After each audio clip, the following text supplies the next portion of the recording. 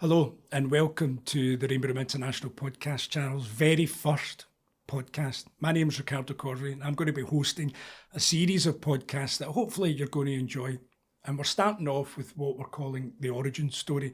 What is the original story behind Rainbow Room International? So it's pretty obvious that there's only one place to start, and that's with the founder of the brand, Alan Stewart, OBE. So we're going to talk to him. It's going to be a bit weird. For those of you who know the brand, obviously I've worked with the company for a long time. So some of this I know, but I'm hopefully going to ask some probing questions that I might not know the answer to, and we're all going to learn about it together.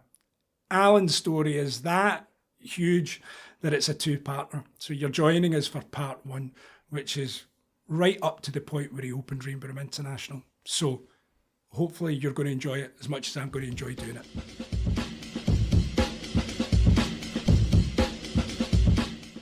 Right, well, hello, Alan. Good to be here, Ricardo. All right, it's good to have you. Now, it's obviously going to be us, and we'll apologise to everybody that it's obviously a bit unique that we've got this. I've got a 35-year relationship with you, so it's not like a normal podcast of some stranger asking you questions, but hopefully that's going to make it a wee bit more unique.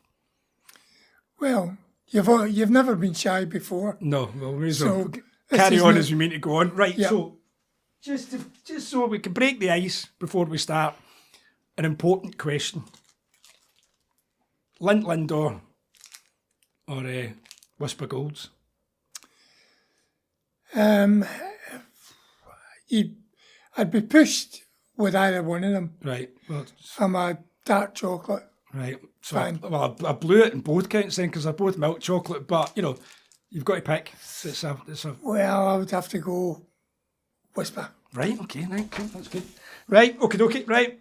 So that's the most important question of the entire day, over and done with. So, obviously, we've got so many youngsters join the brand, and we've got this, 45-year history at this current moment in time.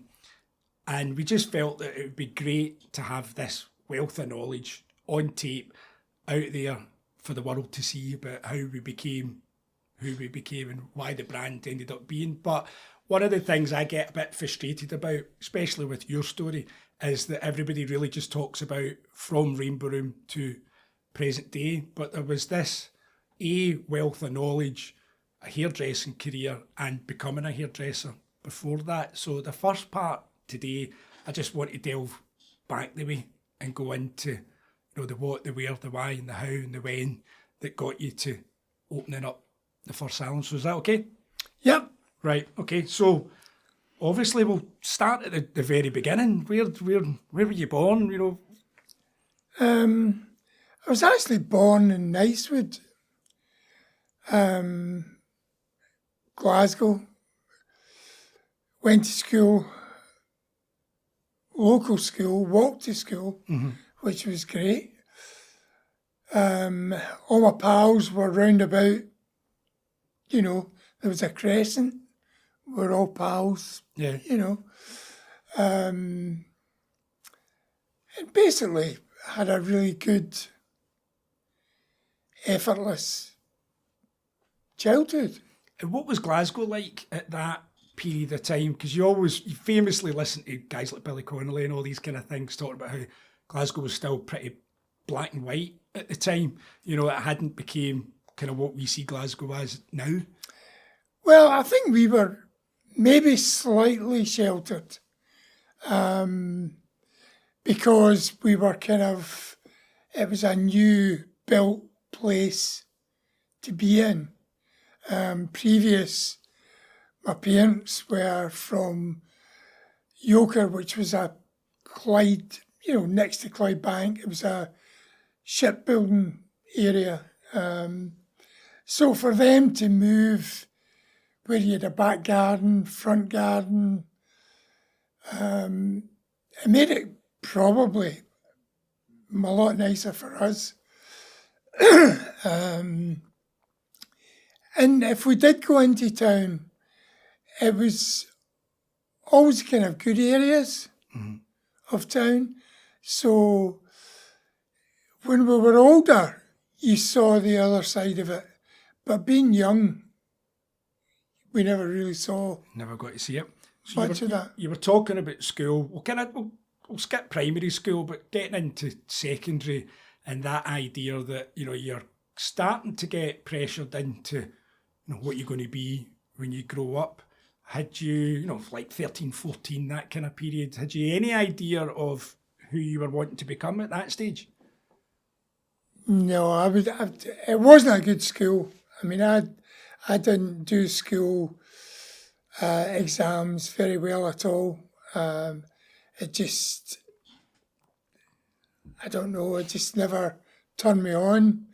I never got into it. So the best thing that I got from school is they sent me on, for some reason, they sent me on these outward bound courses, which I loved. Right. You had to learn sailing, you had to climb up mountains, you had to get up at 5 o'clock in the morning, do however many press-ups you could do, cold showers, A world before health and safety. A world before health and safety. Let's stick these 12-year-old kids in a lake and see what could possibly go wrong. So that was interesting, because it was boys from all over UK, and some of them were from private schools. So you got a good feeling of where you were, Yeah, and as it were on the got you. on the planet, The class scale of old school UK. and it was interesting because some of them were pretty dim, and I would say no offence, some of them were bright, just like everybody else. But it was a shocker to me because I just assumed that they would all be bright. Yeah. And that's just not the way life is.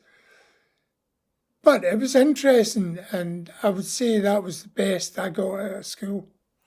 It's really interesting talking to you about that because obviously there's a wealth of entrepreneurs, self-made people that have done amazing in the UK over the years, that the first thing they always say is that the education system didn't really do anything for them. And I know now, fast forward to nearly 2025, that schools are trying to do that, and they're trying to get more people to sort of, it doesn't just matter if you're getting A, B's and C's, there's other opportunities. But it always really interests me that the bottom of a lot of these stories is that the educational system, certainly previously, and including my own time going from school between the kind of early 80s to 1990, that there maybe wasn't room for thinkers like ourselves. But I guess that is further in our both life's journeys because it's obviously there was this creative passion that was there that wasn't really maybe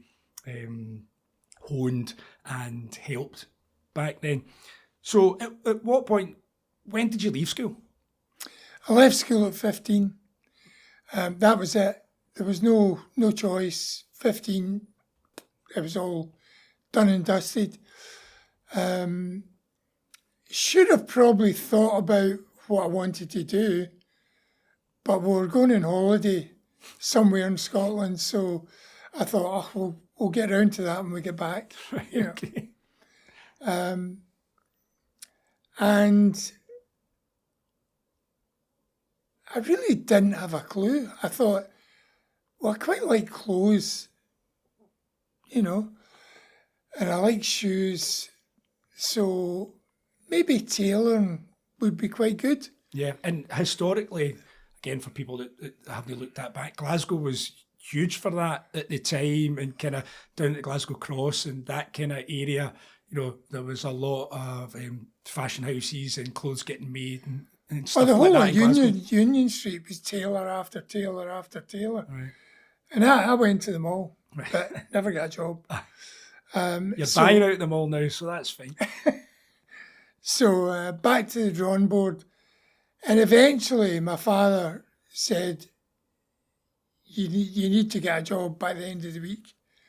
So my older brother was in the stock exchange, and he said, why don't you have a go at trying to get into one of the offices? So I did.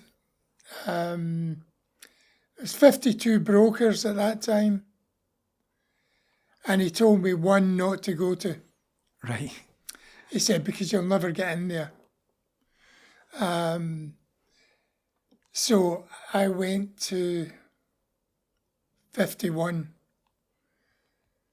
and got 51 refusals. So I thought I might as well go to the last one, because what's another refusal? So anyway, went up, and there was a lady coming out, and I kind of rushed forward and held the door open. And she was obviously saying goodbye to somebody who was quite important. So as soon as she kind of walked past, she thanked me, and the guy that was saying cheerio said, "Young man, would you like a job?" You're joking. That was it. And that was me, got the job. When I went home and I said to my brother, I said, that one you told me not to go to, I said, I got the job in it. He said, what did you have to do? And I said, I opened the door for this lady coming out. Amazing. But again, it's really weird. And again, I'm in a unique position knowing the story, and the end of the story is that first impression, looking after somebody, making sure somebody was feeling okay, was already in you at 15, but hadn't obviously transpired to being where you were going to end up. No, I mean, I enjoyed the market and watching the dealers deal. I mean, now it's completely different now. I mean, it's totally, I don't know how many are left in Glasgow, but you're probably down to maybe, I don't know, 3, 4.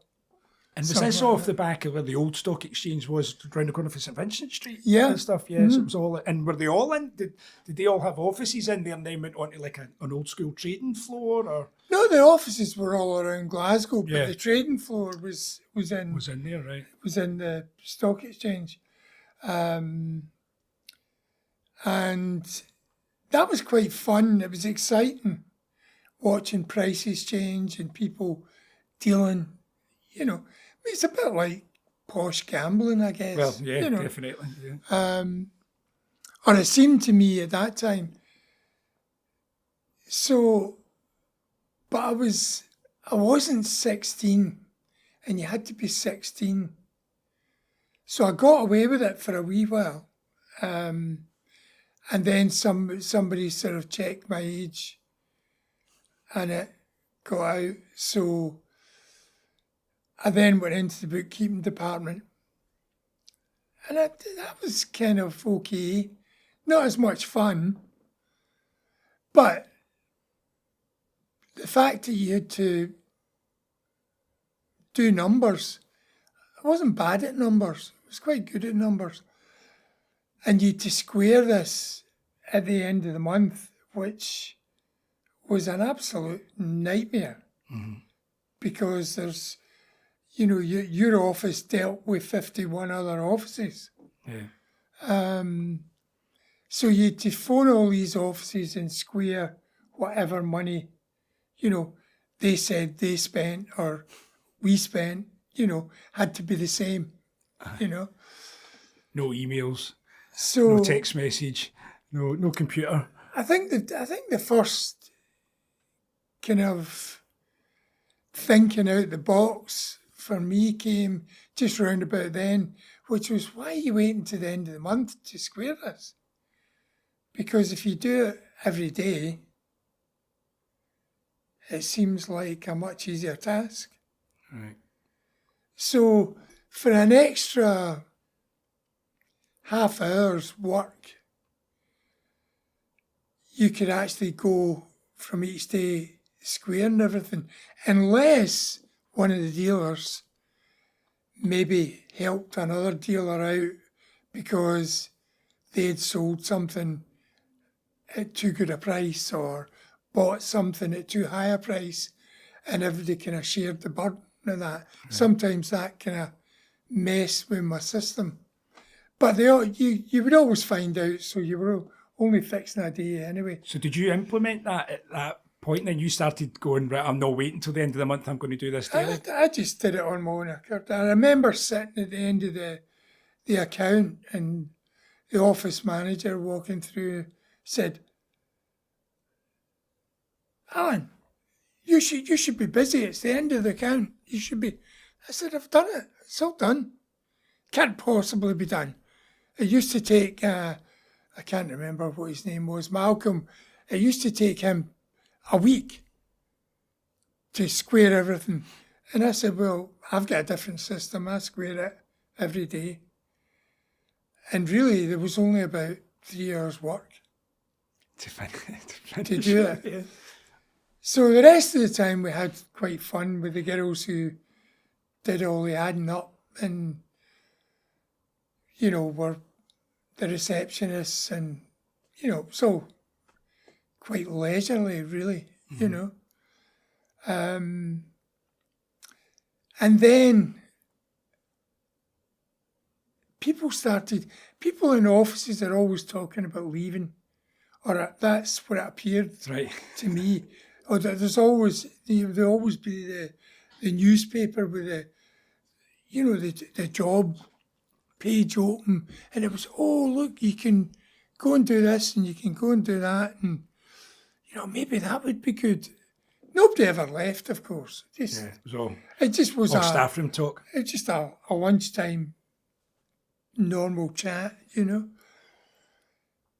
But one of the things that came up was, learn hairdressing in 16 weeks. I thought, wonder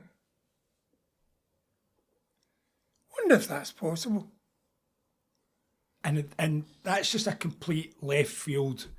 I've seen it in the paper, or had you been, obviously you're going to get your own haircut, but Glasgow still then was pretty much, you were, a lot of old Italian barbers at that point in Glasgow. Was there anything when you were sort of in the seat and in the chair that you're going, I quite like the feel of this, or was it literally just reading it in the paper? No, although somebody mentioned it in the paper, I just questioned whether it was possible in my head. But I was in a scuba diving club, and one of the guys was a barber. And it just coincided that he said, I've got to go and do this competition. He says, why don't you come along with me? And I said, I don't know if I want to go along competition. I said, where is it? And he said, it's always held in the Locarno Ballroom. Right, okay. And I went, that's a pucker place. That's quite a big show, So see, for me as a kid growing up, is that the one that always had like the metallic-y, like the little tiles that would move and it would always shimmer? Was that one? I could just always remember this wall, but it would always shimmer in the wind and it would change colour and all that, but that was it. So, it was a really good dance hall as well, and it's but anyway, I went along, and Jack had to take his model and go away and do his gents barbering competition thing. And I was watching the ladies' side of that, and all these amazing hairstyles were getting done. And I thought, that looks great. And what age were you at this point? I was 16, just maybe slightly older. Right, so you were just than about 16. you were a year year. The stock exchange Yeah. stuff, and then this had kicked off. A year and a bit, and I thought I think I could do that. And see, looking out into the room, what was kind of like the ratio of guys to women actually doing the hair at the time? Oh, there was very few guys. Mm-hmm. Most of it were females. And this would be like long hairdressing and extreme stuff at that period? No, it was extreme, but in a competition-y way. It was all nothing that you would see in the street. You know, it was all very highly couturied. Yeah. And had to be perfect. And you had all the famous hairdressers judging it. So it was then that I went back in my head and thought, maybe this place that you can learn in 16 weeks before I leave the stock exchange might be a good test to see if I actually like it. Right. So it was St George's School of Hairdressing at Charing Cross, and you paid I think it was £16, which was probably 2 weeks' wages of what I earned in the stock exchange. And I went along on a Friday. We didn't work Saturdays. Stock exchange was closed on a Saturday. So Friday night and Saturday, some girl would come round and say, "Oh, I'll be with you, Alan. You know, I'll get that model started. We'll get the roller in, then you put the rest in." And as I'm trying to put a roller in, one's falling out, and you know, we're not really getting taught that well. I kind of figured that out, you know. But the girls were busy, and they were nice enough. And the interesting thing on a Friday night especially was that people come in maybe 2 or 3 times in the night. You know, I would rush from the stock exchange at 5:15. I would get there maybe about 5:45, and then from 5:45 to about 9 o'clock was when I would get trained. But I would see people coming, you know, maybe twice, getting their hair all brushed up. And I remember saying to my mother, I said, you know, they must be really wealthy people, because they're getting their hair done twice. My mother said, "Are you sure that they're not ladies of the night?" And I said, "What?" And she said, I think they might be. So anyway, as it turned out, they were, you know. So we finished the course, and I thought, no, this is not the way that it's done. Spoke to my friend, he went, if you're going to do this, you're going to have to get an apprenticeship.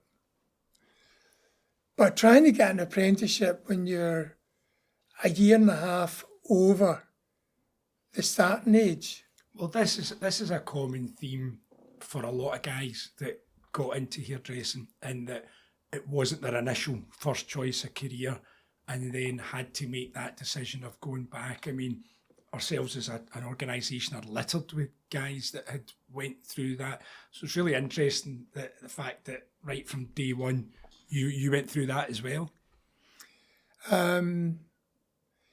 No, and back then, I mean, the best salons were mostly all Italians. We had, you know, they had their reputation, and they charged you 100 guineas. Right, still guineas. You might need to explain to the viewers and the listeners what a guinea was. That's a £1, 1 shilling. Right, okay. Back in the day. So you were paying for your apprenticeship at that price.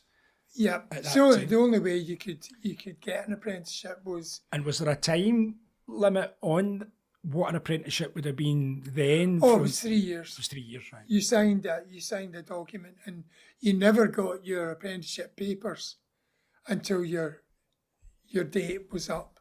Right. You know, so if you left, you wouldn't have got your apprenticeship papers. And was there a wage then as well, or was it no? You were paying for Oh it? no, you got paid, and that was a £1, 11 and sixpence. Wow. I'll never forget it. I kind of worked out that in actual fact, for your 100 guineas, they almost paid you that back in the first year. Yeah. You know, not exactly, but roundabout. I'd like to caveat viewers that it's actually still more money than Alan paid me as an assistant, but we'll get to that later on in the recording.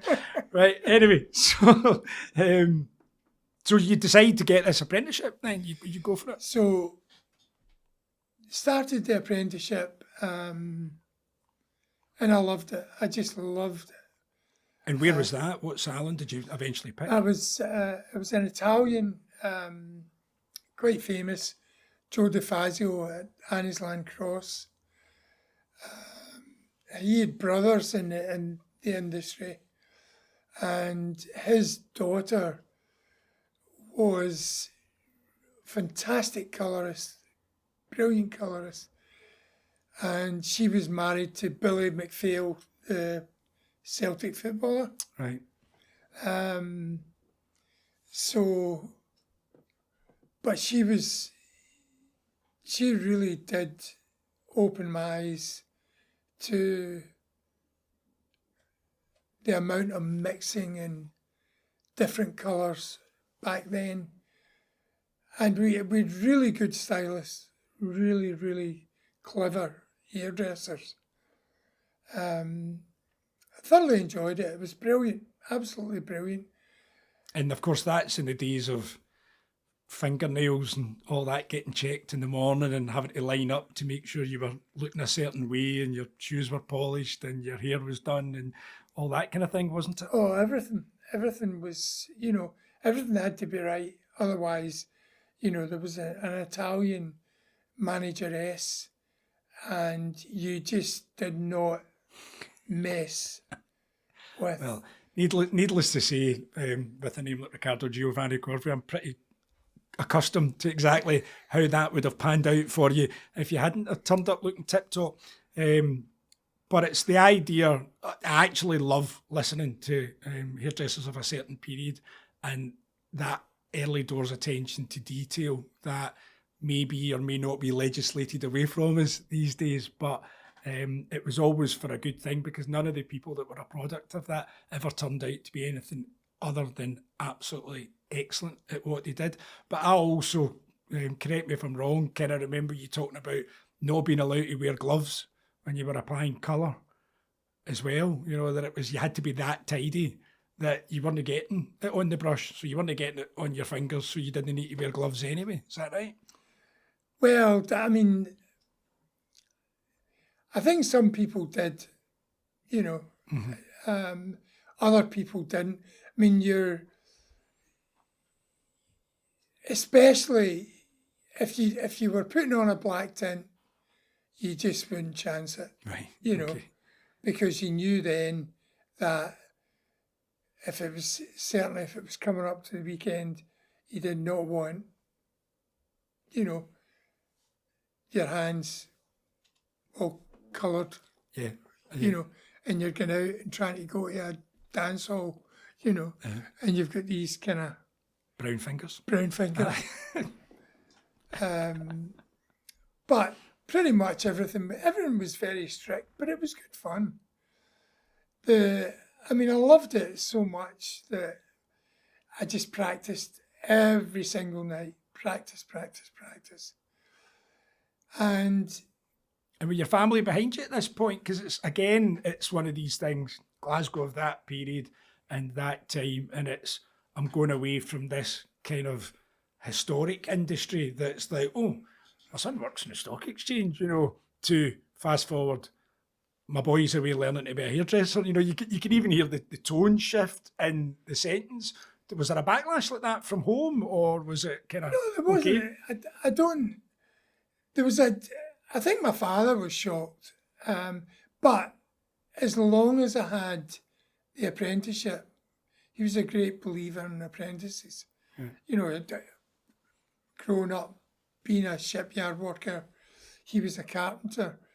And, you know, he had his papers and he believed in it. He said, as long as you're going to end up with an apprenticeship, I don't have a problem, you know. So that was the way it was. But I went back to the St George's School of Hairdressing because we closed at 1 o'clock on a Saturday. And I asked the guy, could I work for nothing on a Saturday afternoon? And he thought that I'd lost my marbles. But at the back of my head, I thought I could practice on all his clients, make my mistakes, try out different things that I saw in the salon, and he'd be happy and I'd be learning. So I did that for about 4 months, maybe 6 months. And that's at the tail end, at the sort of back end of your apprenticeship before you're No, just about that was- finishing, or right from the start? That was about four or 5 months into it. So anything that I saw anybody doing, I would ask them questions. And then I would go on a Saturday afternoon and try and, you know, play around with whatever I'd learned. And eventually, I think it was only after a year the manageress said, look, you're doing that well that we're going to let you do clients. So the last 2 years of my apprenticeship, I actually was a hairdresser. But I still couldn't leave because I didn't have my papers. Yeah, but you'd already got to that stage by putting the time in early and getting to that point. So at that point, did you see yourself going on to work in that salon as a stylist, or had you started sort of looking around town and looking at different angles at that point to what was going to be the next part of your journey? No, I felt that I'd achieved everything that I wanted from that salon. I'd also started to do some competition work through the federation competitions. And I really felt that I'd learned enough from there, but I wanted to work in a much bigger company to see what opportunities would be there and would it be so different. So I went to Steiner's, which was a big company back in the day, and they had about 90 odd salons, I think, around about that time. Right. And whereabouts in Glasgow was the one that you went to? The one that I went for the interview was in Copeland and Live, which is a big store in Suckyhall Street. Right. Obviously not there anymore. Yeah. Stores, what are they? And it was a beautiful salon. I mean, huge salon. Chandeliers, you know, pink wallpaper, photograph of Mr. Steiner up the wall. It was all very luxurious. And did the interview, got the job, and then at the very end of the interview, the manageress said, right, you'll be starting on Monday in Wolverhampton. Oh, wow. Right. I always presumed that the first stop after that was Glasgow. And I left the salon and I was sitting on the bus going home going, Where is Wolverhampton? Where actually is the place? Yeah.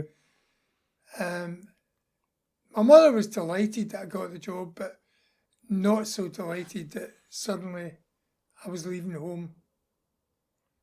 And see going into the interview, obviously, I guess that's it. You're not thinking, multi-city brand and company.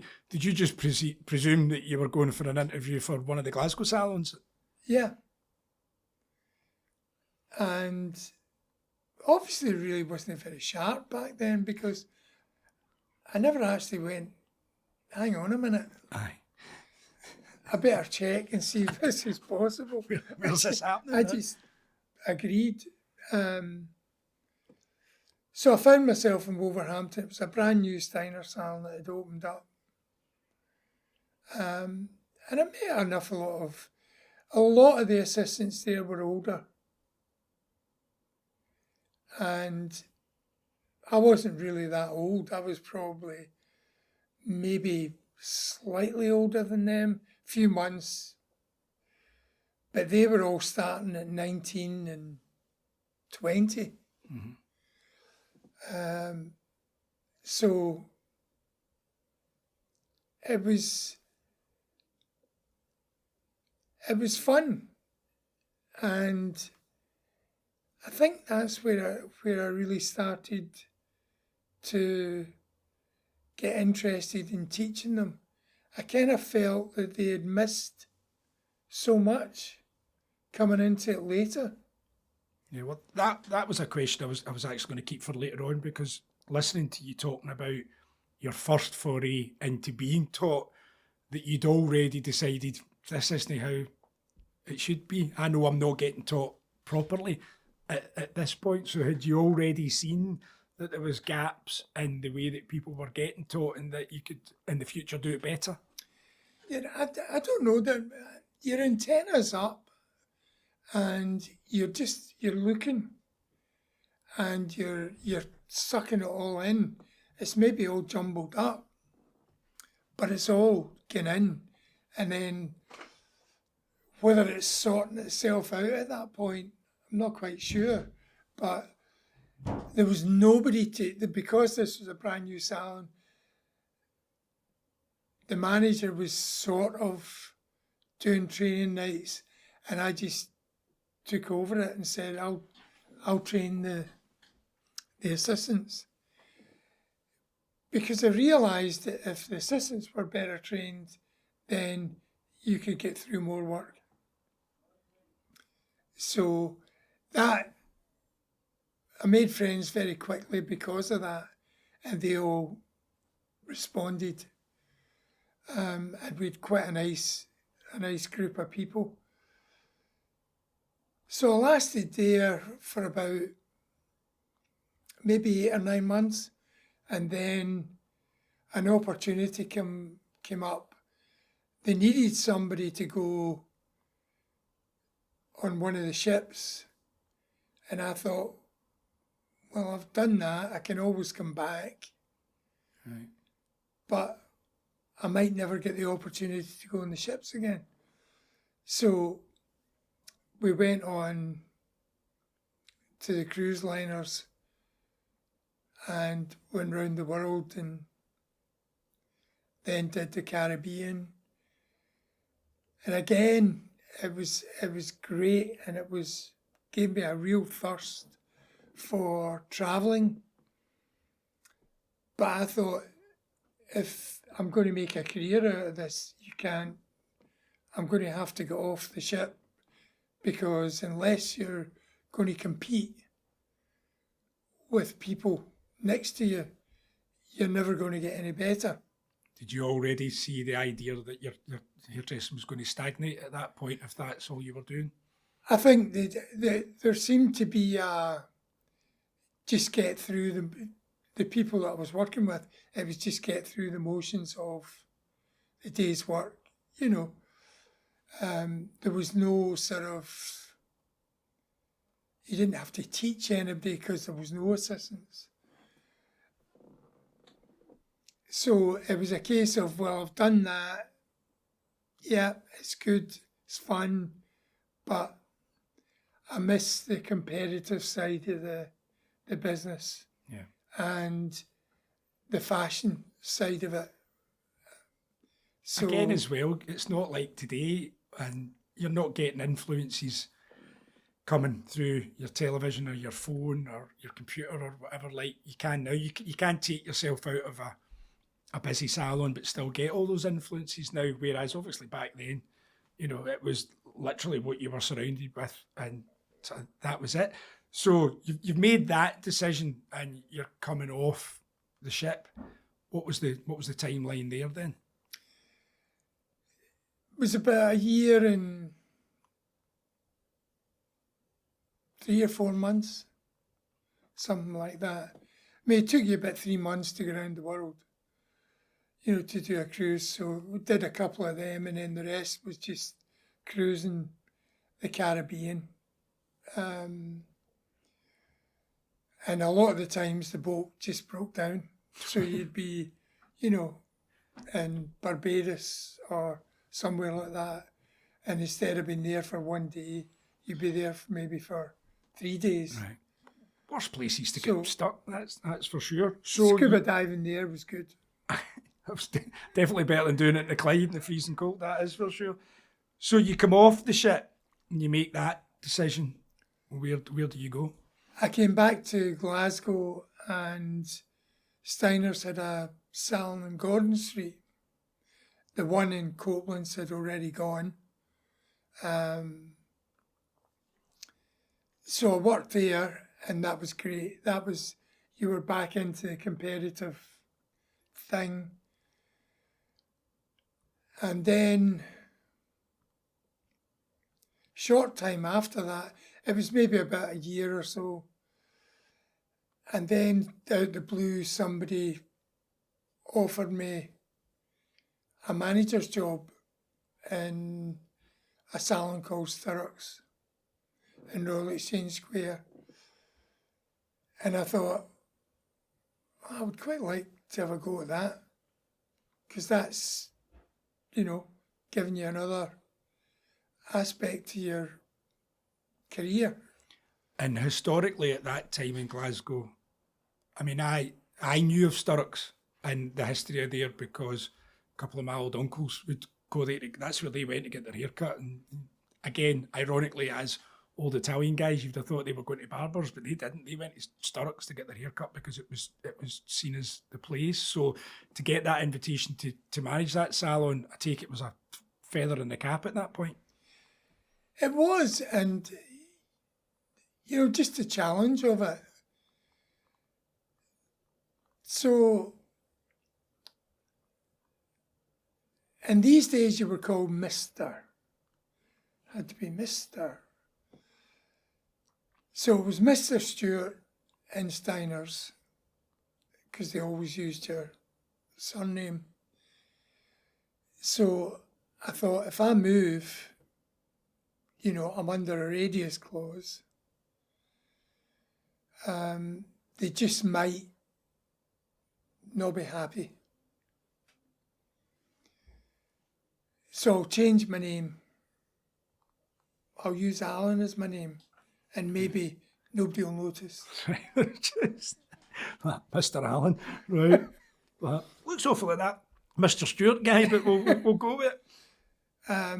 But nobody, I think at the end of the day, I wasn't trying to steal clients, or all I wanted was a chance to manage this famous salon. And what year was that? Oh,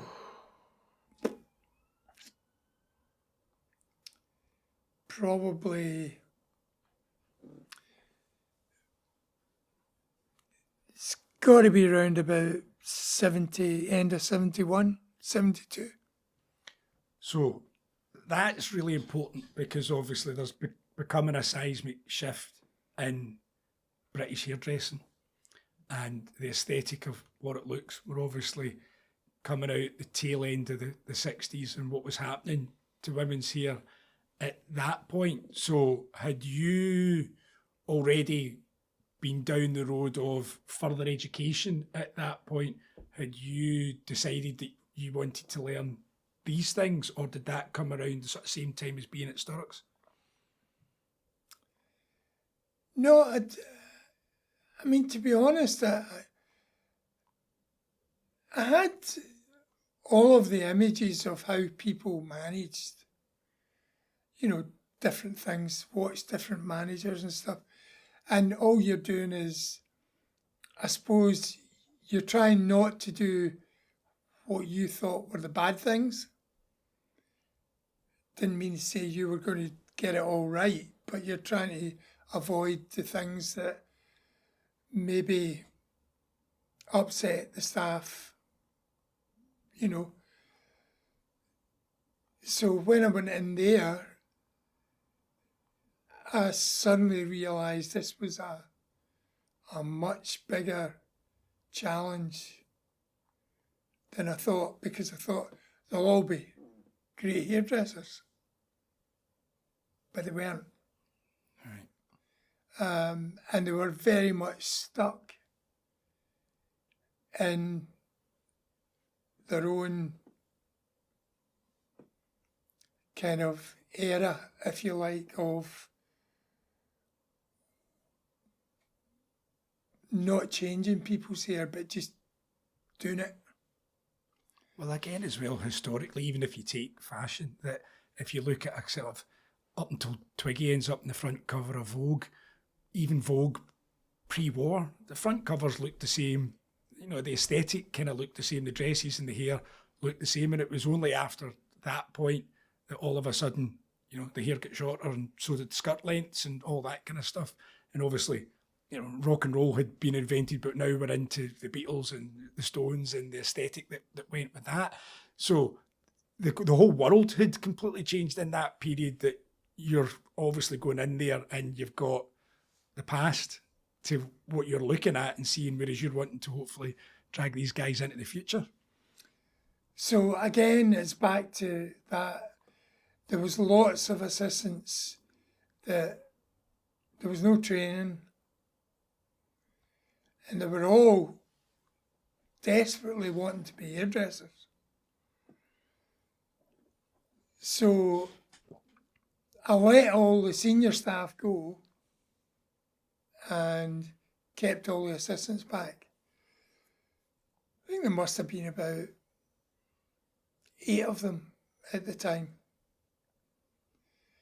And I asked them all if they all wanted to be hairdressers. And they all said yes. And I said, well, will you come in 3 nights a week, bring models in, and I'll teach you all the new cuts that are happening. So we did, and they did, and they just took to it like a duck to water. And to explain that period, what you were teaching them was almost looked at as if it was going to be a fad, that this alien hand dryer was this weird thing, and this idea of wash and wear hair and graduations and all this stuff was going to, that'll all be for just now, but we'll be getting the rollers back out and we'll be back combing everything soon enough. That was exactly the way it was. And the senior staff just thought, oh, the last manager only lasted 6 months.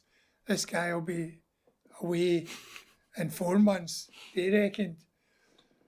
But one by one, we just tightened up the whole procedure. And one by one, either with them not turning up to help the assistants, or, we eventually got rid of all of the senior staff. And one by one, I replaced them by these amazing people that could do all these new haircuts. The Mary Quant Bob, the Page Boys, you name it. They just loved it. And we just ended up, we weren't the only salon that was doing it. Glasgow was competitive at that time. So you were competitive within the salon in a friendly way, but you were also competitive with, the salon, the people that were in Kramer's, which was very high fashion salon, the people that were in Ian Coleman's, which was, Ian was an incredible hairdresser, even doing competitions. He was a fantastic hairdresser. But you had that incredible pressure to be, could you be up there with the serious fashion guys, And at that point then, so you're a stylist, you're ultimately now the art director of this salon then, because obviously it's like, follow me, charge, this is the look, this is what we're trying to achieve, you're doing that, and then you're also managing it to make sure that you're doing the clients and, you're doing the money and you're turning over what you need to turn over and running it almost as a business as well. There really wasn't, with that group of people that were the first, if you like, I suppose the first group of people that I had the joy of training, they just flew. They just loved coming in.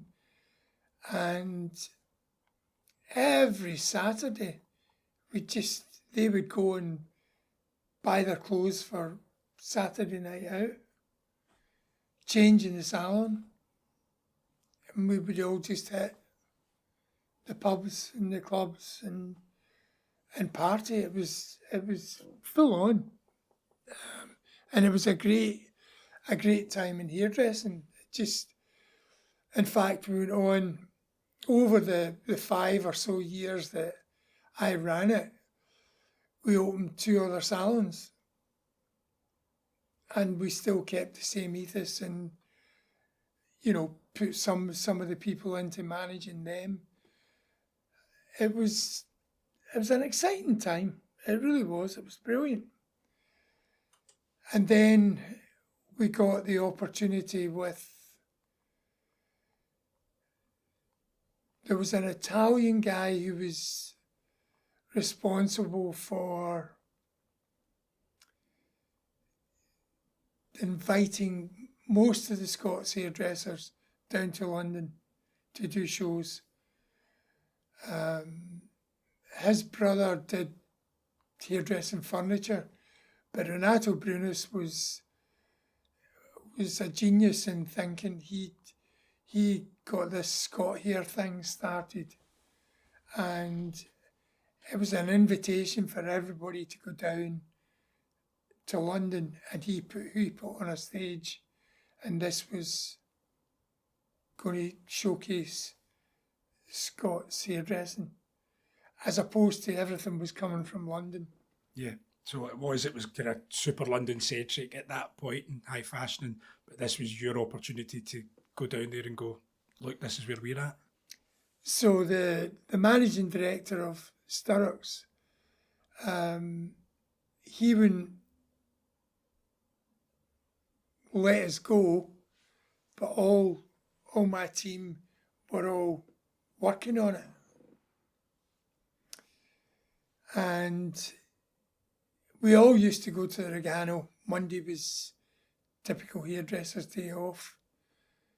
And Irvin Rusk at that point, he'd been asked to go, and we would see each other in the Regano and all the other big names hairdressers that were in and around the city. And he said, "Oh, are you guys doing the show?" We'd already been doing hair shows at that time. And I said, "No," I said, he's not going to finance it. And Irvin says, "Why don't you come and be my partner? And I'll open another salon and we'll do the show. So that changed the whole momentum. Right, so just off the idea of an opportunity of being creative to then end up doing that with a business and opening up a salon, as well as, by the way, we just really want to do this amazing hair show and this opportunity that we've got. That's wild. But he was quite extreme. But it was great. The show was brilliant. And they rode high, very, very high for quite a few years. But the culture for me wasn't right. And after opening the new salon, which we opened in East Kilbride, Irvin's salon was in Hamilton. There was another partner, Alan Cameron. He was in Clarkson. And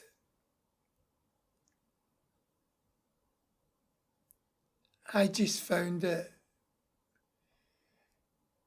was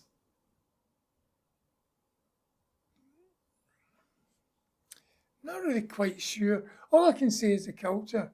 The culture wasn't what I expected. Yeah, but you would, obviously your instinct has looked after you right up to this point. Your gut has been leading you pretty successfully to this point. And if your gut is already going, I'm not feeling this, there's something wrong, then, with hindsight, you would have clearly have been a fool not to have listened to it. No, and I think one of the things was he wanted to open in Glasgow, which I had already left. And I thought we should open in London, and I would go to London. That was the kind of breakup part. He didn't want to open up in London. I think he wanted to keep it,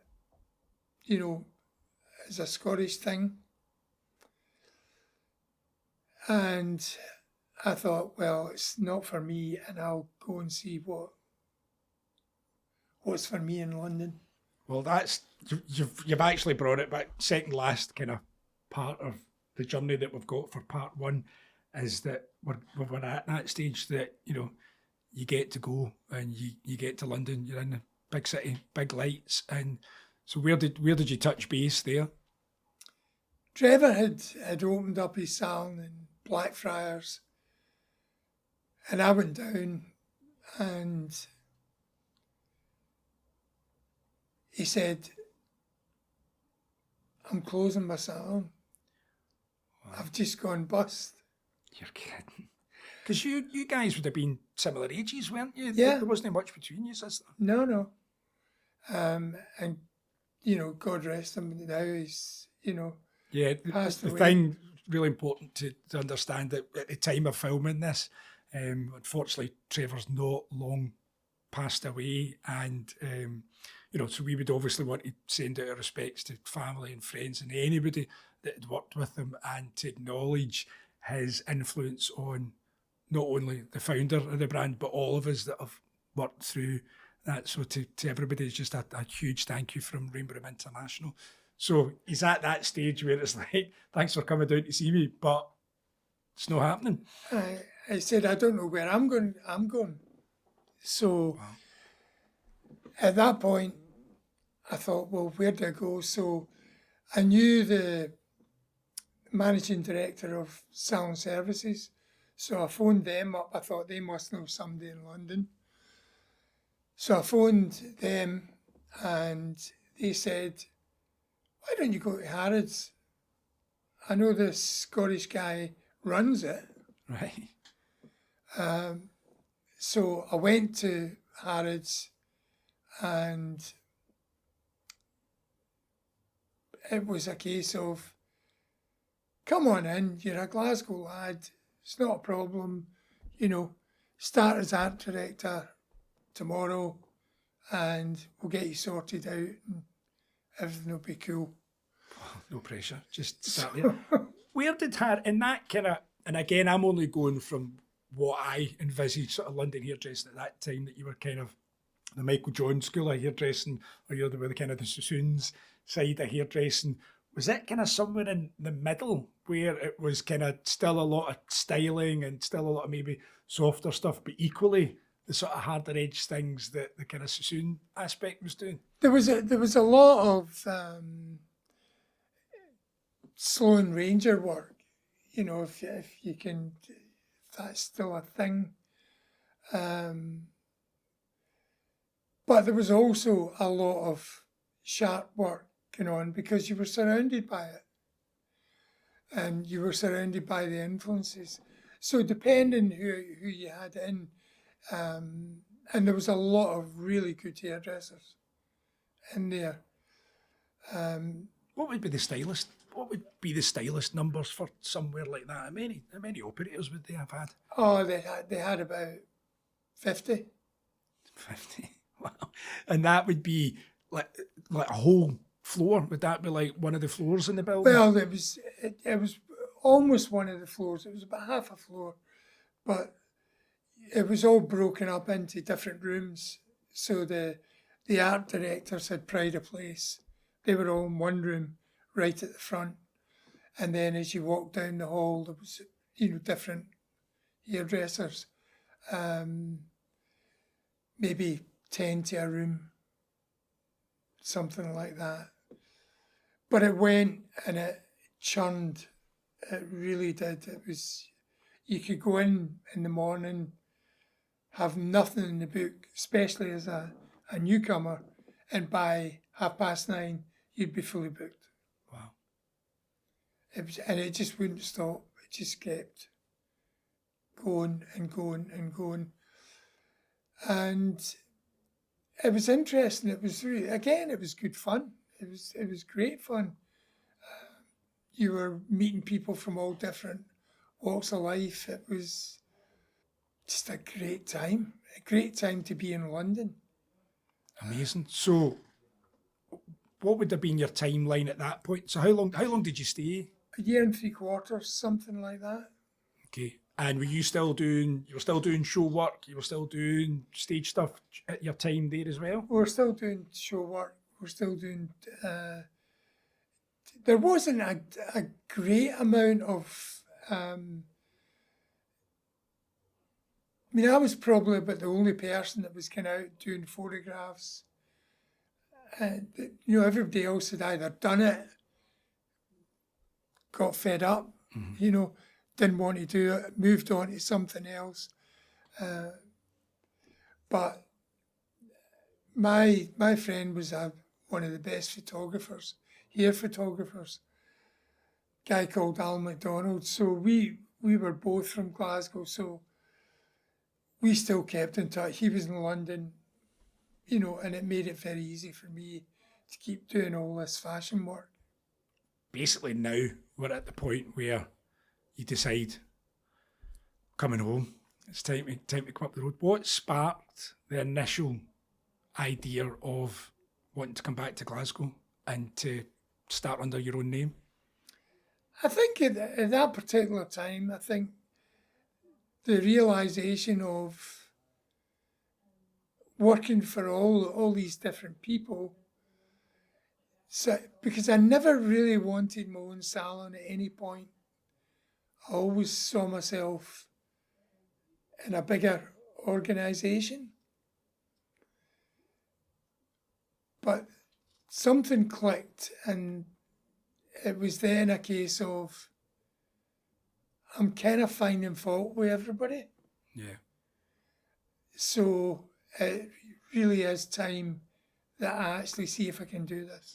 But you'd also had such a varied melting pot of hairdressing in itself, stylistically, and then organisationally as well. You've got all these different organisations, all these different types of hairdressers, and you've seen them all. It's been this massive melting pot that obviously has been put into your brain, and you've decided, right, well, that's what I've liked, that's what I've not liked, and you've got this kind of in my head anyway, this kind of utopia salon that you're wanting to open.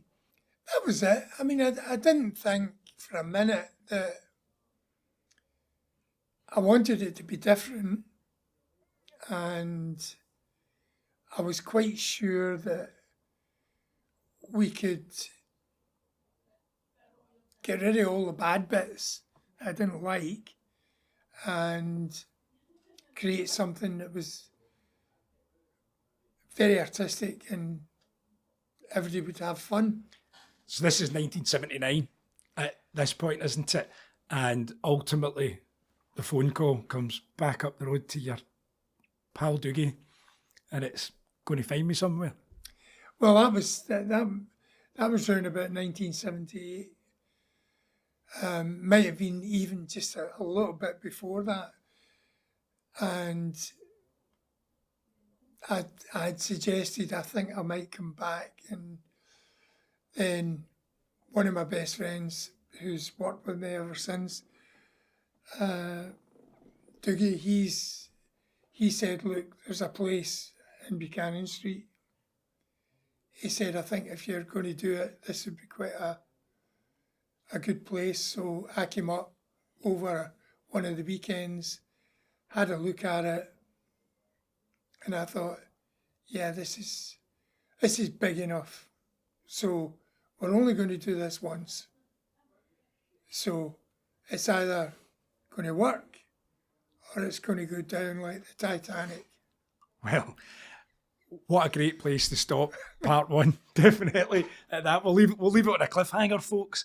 So, thank you, Alan, for that, because there's just a wealth of history up to that point, and there's nothing better than hearing it from the horse's mouth, as they say. So, again, thank you. Thanks for watching, and we really hope you enjoyed it, and tune in for part 2 that will be coming soon. Thank you.